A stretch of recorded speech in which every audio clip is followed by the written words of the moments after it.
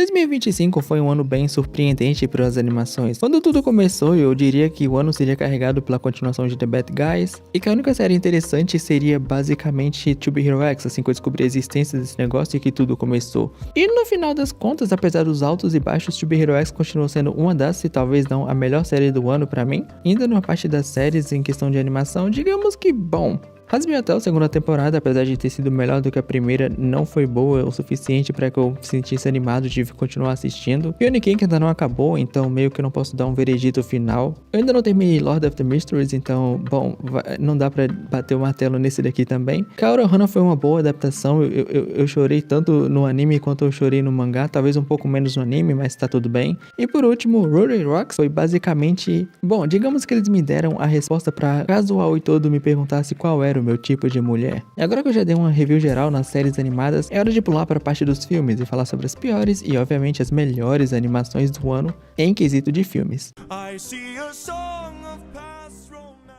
Eu não faço ideia de quantas pessoas eu vou surpreender ao dizer isso, mas para mim, sim, para mim, The Witcher, Sereias da Profundeza é a pior animação de 2025. E se você me perguntar por quê, bom, em poucas palavras eu diria que eles continuam forçando o Geralt a ser um personagem overpower, sendo que a graça dele é ele ser fodão, mas não overpower. Ele não é o cara que vai resolver tudo porque ele pode resolver tudo só tomando uma poção. Eu já deveria saber que essa adaptação não funcionaria desde que eles transformaram toda a graça e todo o peso da história original da sereia e do que aqui é o príncipe em uma versão de A Pequena Sereia da Netflix. É sério, se você vê a versão do livro e comparar com a versão do filme, é um negócio triste de se ver. Mas se você acha que os problemas desse filme acabam por aí, não. A questão das adaptações também foi inacreditável. Destruíram o Yesker aqui, mas honestamente isso nem se compara com o quanto eles destruíram a personagem antagonista. Sim, eu já nem lembro mais o nome dela, e olha que eu gosto da personagem, mas aqui no filme não vale a pena, meu amigo. O que fizeram com ela é triste. E o motivo final para esse filme estar na última posição, na minha opinião, e para ter o título de a pior animação de 2025 para mim, é o fato que nem em quesito gráfico o negócio é bonito. Os visuais são bem qualquer coisa, os designs não são nada demais e são o mais simplificado possível. E meu amigo, não tem um orçamento nesse filme. É incrível como eles usaram 3D para tudo que eles podiam. E a gente não tá falando de uma marca qualquer. The Witcher meio que, apesar da Netflix ter destruído, ainda assim é um grande nome no catálogo dela, e ainda assim zero investimento. Para mim, facilmente a pior animação de 2025. Agora que a gente voltou dos comerciais, é hora de falar sobre as próximas 4 animações que, bom, também não conseguiram escapar muito do quesito ruim. Eu não sei como é que ficou o título desse filme aqui no Brasil, mas Fix basicamente é um filme que já foi odiado desde que o primeiro trailer foi lançado. A única coisa boa que fez as pessoas darem uma chance pra esse filme, além da animação 2D muito bonita e muito bem feita e com os backgrounds simplesmente lindos, era o fato de que o Genndy Tartakovsky estava dirigindo isso daqui. Então as pessoas pensaram, ok, vamos dar uma chance, é o Tartakovsky, esse cara não trairia o movimento, né? Ele não faria isso com a gente. Nem mesmo o fato do Tartakovsky, que é um cara renomado no mundo das animações, tá dirigindo esse filme, salvou o negócio. Como eu disse, a única coisa boa nesse filme é a animação dele, que é fantasticamente fantástica. Tirando isso, basicamente, esse filme tem todos os problemas que eu tenho com animações adultas no geral. Naquelas animações adultas que você sabe muito bem o que eu quero dizer. Animações como, talvez botar Hazbin Hotel no mesmo balde não serve, então Big Mouth é o perfeito exemplo para esse negócio daqui. Já o próximo filme aqui no Brasil ficou colocado como Os Pestes. Eu juro que eu não sei se é uma tradução literal ou se é uma adaptação, mas o ponto é que o motivo desse filme estar acima dos outros dois é que, a animação dele é muito, muito bonita.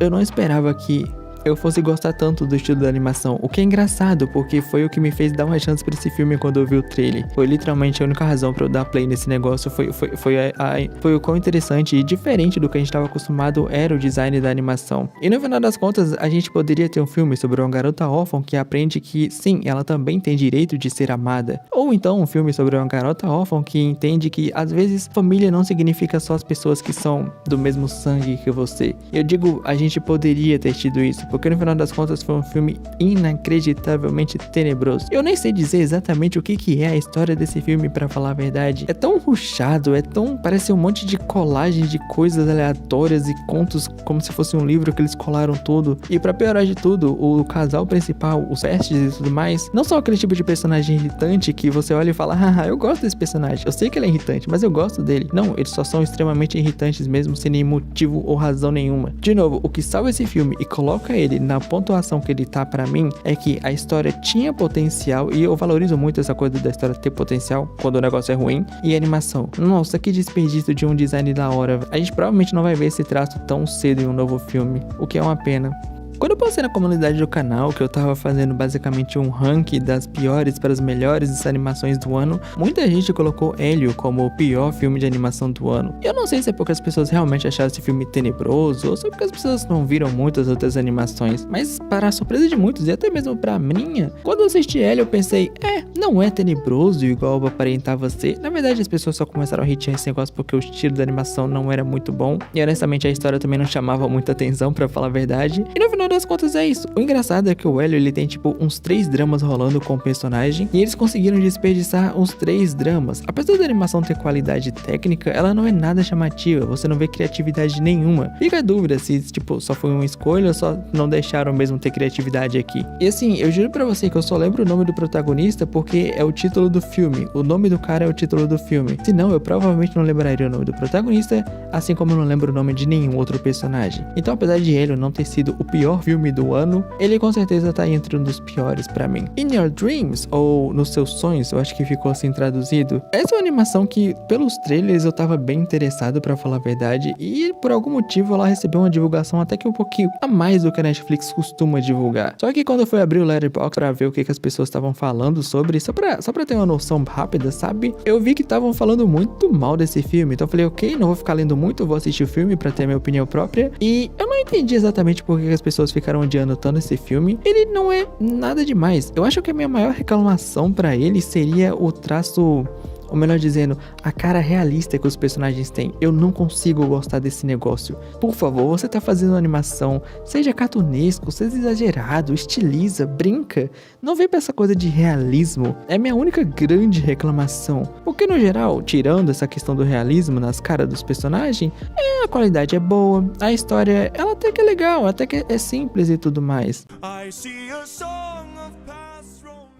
Obviamente eu já vi o primeiro filme de Predador, mas faz tipo muitos e muitos anos, então o meu contato novamente com a franquia foi Predador, Assassino de Assassinos. E meu amigo, que negócio bom, tá? Foi realmente a melhor coisa que eu poderia ter feito em relação a essa franquia, porque depois de terminar essa animação eu tava extremamente animado pra ver os filmes da franquia Predador. O engraçado é que é muito doido pensar que Spider-Verse criou, ou melhor dizendo, popularizou a ideia de fazer uma animação que mistura 3D e 2D e adiciona uma estética. Só que a Arcane, um pouquinho depois, veio e criou o próprio estilo deles, já que existe a animação estilo Aranhaverso e existe a animação estilo Arcane hoje em dia, o que é engraçado porque a Arcane se inspirou em Aranhaverso. O que eu quero dizer é que eu gosto do filme ter se inspirado, ter pegado o estilo de Arcane. Não acho que eles usaram todo o potencial que esse negócio oferece, mas eles fizeram uma coisa legal, não ficaram só botando por colocar. As 2 primeiras histórias são as melhores pra mim, a terceira eu acho fraca, mas no final do filme me pegou muito, foi o que me fez dar mais créditos pra esse filme. Só que eu não quero spoiler caso você não tenha visto ou pretenda ver. Eu já fiz um vídeo inteiro falando sobre o que eu achei de Zootopia, então eu vou só basicamente ser bem rápido aqui. A dinâmica da Judy e do Nick continuam muito boas, eu não tenho o que reclamar quanto a isso. Os antigos personagens, pelo que eles fazem aqui no filme, são legais. Os novos também são bem legais, fazia tempo que a Disney não fazia personagens novos tão legais. O twist de vilão agora foi bem feito, quem diria, não é mesmo? E a gente teve bem mais uma expansão de Zootopia, uma parte toda diferente e tudo mais, porém Zootopia em si que a gente conhece não se expandiu tanto. Um pouco, mas não tanto. Basicamente é. Esse vídeo era a oportunidade que eu tava esperando pra falar de Dogman, ou O Homem-Cão. Cara, que filminho bom, rapaziada. Que filminho bom, que bonitinho, que legal que esse filme é. Desde o primeiro trailer, desde os trailers em geral, na verdade, eu já tava bem animado pra esse negócio, porque eu tinha completa noção do que seria. Uma animação com um traço bonitinho, bobinho, só que é aquele bobinho que te diverte, não é aquele bobo que você fica, ai meu Deus, não é pra mim esse filme. Não, é um bobinho que se você chegar lá de coração aberto, de mente aberta, você vai se divertir tanto, tanto, tanto. E é um filme que ele traz aquela nostalgia nostalgia dos desenhos antigos, mesmo sem estar tentando fazer isso, sabe? As piadas são tão boas, os personagens são tão carismáticos, o negócio todo é tão bom que você esquece que o protagonista do filme é um cachorro, ou melhor dizendo, a cabeça de um cachorro colada, ou melhor dizendo, costurada no corpo de um cara.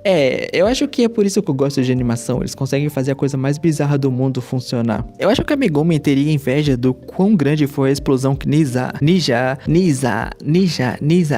Eu vou falar Ninja, porque foi basicamente como eu vi na versão em inglês, quando eu baixei esse filme, que ele não tinha dublagem em português, o primeiro filme no caso, e foi meio que a pronúncia mais ok que eu consegui.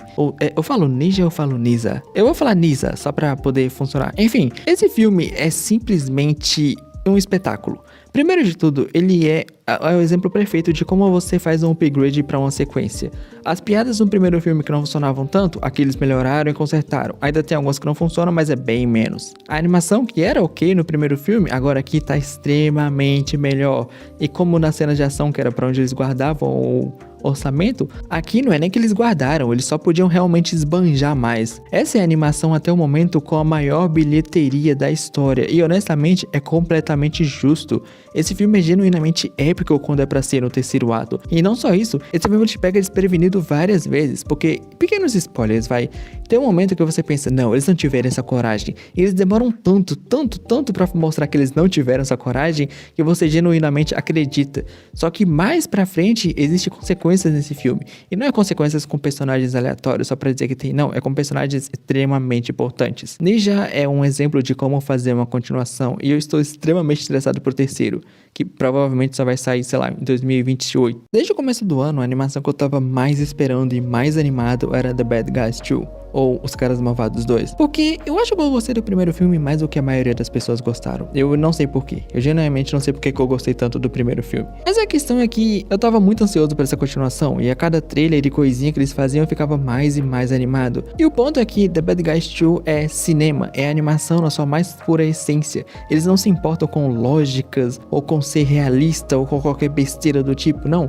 Eles sabem que eles estão fazendo animação, e eles levam isso ao máximo. Eu confesso que esse filme ele tem uns probleminhas aqui ou ali, tipo, eu ainda acho o Marmelada um vilão mais legal do que a vilã do segundo filme, e eu acho que esse filme não tem umas dinâmicas tão boas quanto do primeiro, e os personagens, o restante do grupo dos Caras Malvados, sem ser o Lobo e o Cobra, basicamente estão menos interessantes aqui do que eles já eram no primeiro filme. Mas tirando isso, meu amigo, que filme bom, que animação incrível, que bagulho extremamente divertido. De novo, é um filme que sabe que é uma animação, é um filme que sabe que pode brincar sem se importar muito. Tipo, para pensar, a gente tá falando de um universo onde existem animais antropomórficos, mas existem também animais que são só animais, existem pessoas nesse mundo. Irmão, você realmente vai querer ficar caçando lógica aqui? E é claro, meus amigos, é claro, eles oficializaram um casal. O casal que todo mundo queria no primeiro filme, eles oficializaram aqui. E acima de tudo, eles sabiam muito bem o que estavam fazendo na hora de criar essa maldita raposa. Meu amigo, parece que os caras deram um buff na personagem nesse filme. O que tá acontecendo aqui? DreamWorks, pare, por favor! Eu não acredito, mas finalmente eu vou poder falar desse filme, Lost in Starlight, ou Perdido nas Estrelas, Separado pelas Estrelas, eu acho que é assim que ficou a tradução. Que filme maravilhoso, meus amigos, que negócio bom. Stellar Blade mostrou que a Coreia tá chegando com tudo nos jogos, mas agora Lost in Starlight mostrou que até mesmo nos filmes os caras conseguem simplesmente te impressionar muito. A gente tá falando de um filme de sci-fi com romance. A parte do sci-fi é algo que já me teria um pouco longe porque eu não curto tanto, mas eu adorei o sci-fi desse negócio. Mas o que importa mesmo é o romance, meus amigos, é o romance. O romance por si só já é bom, só que eles sabiam que como eles estavam com o poder da animação na palma da mão, eles podiam transformar em algo mais incrível ainda. E spoiler, meus amigos, eles transformaram um romance num negócio que eu fiquei chorando por eu pensar e olhar e falar que eu não posso viver aquilo, rapaziada, eu não posso viver aquilo. Mas enfim, o ponto é que, pequeno spoiler aqui, tá? Normalmente eu fico meio assim com filmes que não tem coragem de ter consequências, digamos assim, de realmente ter coragem de matar um personagem. Só que essa foi a primeira vez na minha vida, eu juro, foi a primeira vez que eu me lembre, pelo menos na minha vida, que eu falei, não, por favor, não tenho coragem de fazer isso, não tenho essa coragem. E bom, spoiler, você vai ter que assistir o filme pra descobrir. Eu não vou mentir aqui, eu não tava tão animado assim pra Chainsaw Man The Movie, Crazy Arc. Até o meu mano Kawanime chegar pra mim e não parar de ficar babando o ovo do quanto esse filme ficou incrível, do quanto eles deixaram a Raisin uma personagem ainda melhor do que era no mangá. É sério, Kawa Animes não parava de falar sobre isso, não parava de me perturbar com isso. Então eu falei, ok, vou dar uma chance pra esse filme. E meu Deus do céu, o que eles fizeram aqui, rapaziada? Não, o que eles fizeram aqui é inacreditável. Primeira coisa, você sabia que esse filme teve um orçamento de 4 milhões de dólares? Eu sei que 4 milhões de dólares pra mim e pra você era simplesmente não ter que fazer nada pelo resto da vida. Mas 4 milhões de dólares no mundo dos cinemas e no mundo das animações não é nada. Como eles conseguiram transformar 4 milhões nessa maravilha visual?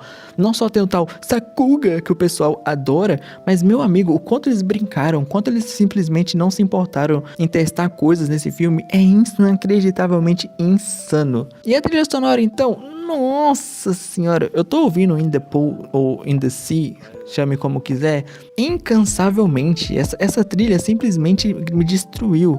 E já que a gente tá falando de destruir, meus amigos, os caras conseguiram. Os caras simplesmente conseguiram. A tragédia da romance aqui vai ficar no seu coração e não vai sair tão fácil. A thumbnail do vídeo já entregava qual seria a melhor animação do ano, na minha humilde opinião. Mas no final do dia, o que importa é que em 2026, Frieren vai estar de volta. Então até lá, assista Frieren.